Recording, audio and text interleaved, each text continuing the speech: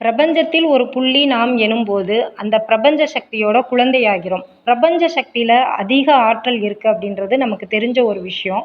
அத லிஸ்ட் போட்டு சொன்னோம் அப்படின்னா, நம்ம தெரிஞ்சு வச்சத விட தெரியாத விஷயங்கள் அதுல அதிகமா அடங்கி இருக்குது. பிரபஞ்ச சக்திக்கு குணமளிக்கும் ஆற்றல் உண்டு. உதாரணத்துக்கு சொல்லணும் அப்படின்னா, என்னோட கால்கள்ல பெருவிரல் நகம் இருக்கிற இடத்துல அந்த நுனி பகுதி, அந்த நகம் பார்த்தோம் அப்படின்னா, சொத்தையா இருக்கும். அதாவது செத்துப்போன நகம் அப்படின்னு சொல்லுவாங்க இல்லையா? அது மாதிரி இருக்கும். பல வருடங்களா அப்படிதான் இருந்துட்டு இருந்தது. நம்ம விரலும் அழகாகாதா அப்படின்னு ஒரு எண்ணம் இருந்துச்சு. ஒரு சில வருடங்களா அது பார்க்குறதுக்கே ரொம்ப அழகா இருக்குது. எதனாலன்னு எனக்கு காரணம் தெரியல. இப்ப தான் புரிய வருது. என்ன அப்படின்னா, இறை சிந்தனையும் சரி, தியானமும் சரி, அந்த நேரத்துல எல்லாம் நமக்குள்ள அளப்பரிய பிரபஞ்ச ஆற்றல் வந்து பாயுது. அது கூட எனக்கு இத செஞ்சு குடுத்துருக்கலாம்.